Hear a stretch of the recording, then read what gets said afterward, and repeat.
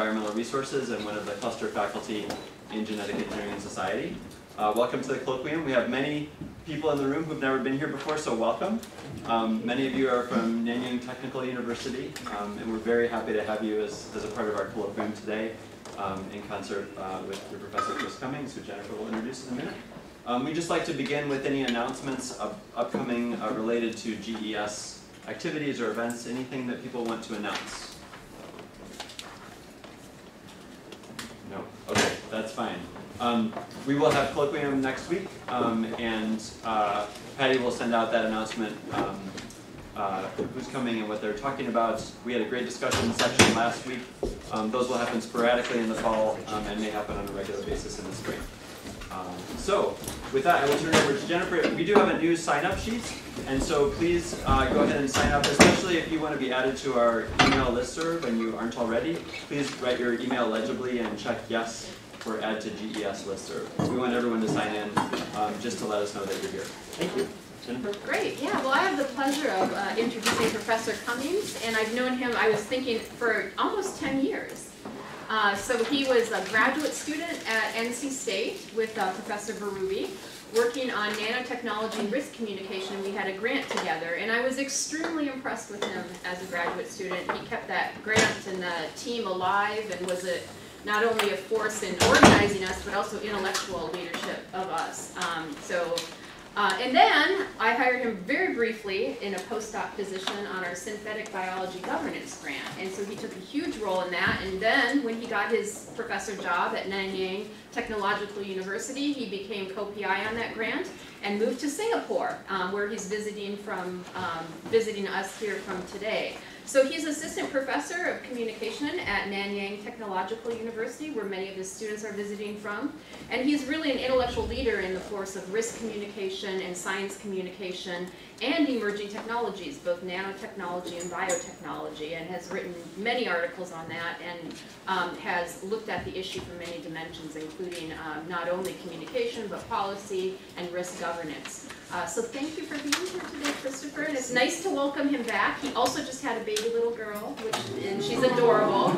She's 6 weeks old? She is 3 months today. 3 months today. Yeah. So congratulate him on that as well, and I'm sure you're sleep deprived, but we appreciate you coming here and sharing your knowledge with us. So.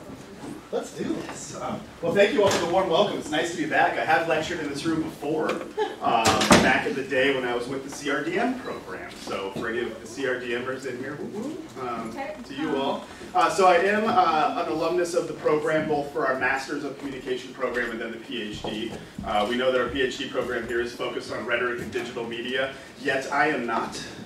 I am focused squarely on the communication side. I'm an empirical social scientist by training and by experience. And today I actually wanted to talk about things that are actually more tangential to much of the work that you probably have already heard about if you attend these colloquia, because Prof. Kuzma and I and Prof. Berube and I have been publishing in this area for a decade. So instead I wanted to bring in some things that are tangentially related to synthetic biology. One study that I'll show you does have a synthetic biology component to it. But instead I wanted to show kind of the evolution of some of the work that I'm doing that also allows me to show off some of the work that my graduate students are doing. So here to join me today are Ms. Shirley Kong, who is my current graduate student in the Department of Communication in Singapore, as well as Mr. Nicholas Ang, who is an alumnus of the program that I brought here, who is now actually here at NCSU getting his master's degree across the street here in the Department of Communication. And so some of the work that we'll be discussing is work that they're still doing with me as well. So a little bit about myself. These are some of the folks that I've had the pleasure of working with over the years, both either as a professional consultant, or in the grant world. Some of these projects, like work with the National Science Foundation, has been tied with Dr. Berube, with the Alfred P. Sloan Foundation. That is the grant that Jennifer and I worked on synthetic biology governance and planning. Some of the other folks that I've had the pleasure of working with since my time working with them around the world has come from my partnership at Nanyang Technological University. So I got to participate in an EpiHack project, which was in Sri Lanka, looking at how we can plan for response to dengue fever, which I know ties well with your IGERT programming here. We also did some formal campaign planning and developed a smartphone application in Sri Lanka with the municipality of Colombo that's used for the public, where they can actually report dengue fever hotspots, and that goes directly to public health officials who can respond. So some interesting uses of new media that I've had the pleasure to work with as well. I've also worked with some other governments and organizing bodies around the world. It's been a lot of fun. So where am I coming from? Why am I back? Where am I actually at? So I am at Nanyang Technological University. It's a very large English-speaking university, 35,000 students. Current world rankings were 12th, not too shabby. We just actually installed a new president, Subra Suresh. Here's your quiz question. Who is Subra Suresh, and why should you all know who that person is? He most recently stepped down as the director of the National Science Foundation of the United States. So we just got him as our new president. So if you have applied for a National Science Foundation grant, he ran the National Science Foundation under the Obama administration, and now he's with us.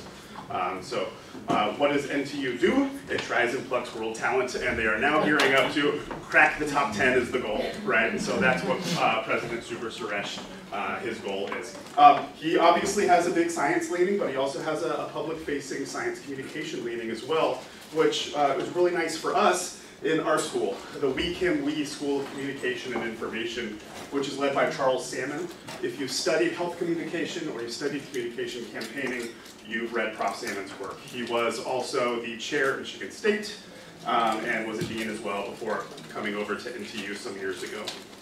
I have the privilege currently of running this program, the International Strategic Communication Management Program, which is a mouthful. It's not very strategic in its communication, given the length of the title. But this is a program that I've inherited and have had the pleasure of running over the last 5 years or so.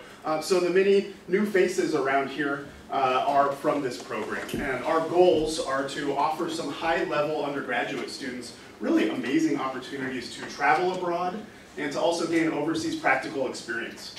In the past, I've made it to be more about health communication. So I took a team to New Zealand, and we live and we work with a Maori tribe working on childhood obesity issues. I took another team to Sri Lanka, where we were working specifically with the government to develop that smartphone application. This year, it's a little bit different. What we do in this program is we try to build some professional competencies to do applied public relations work. And usually it's either in health communication, this year in science communication. So we normally work with a specific client, and the students have to compete in teams to actually appease that client in their role. And so they really are designed to, this class is really designed to develop new competencies. This year, we're not doing health comp. We're doing strategic science communication, in part because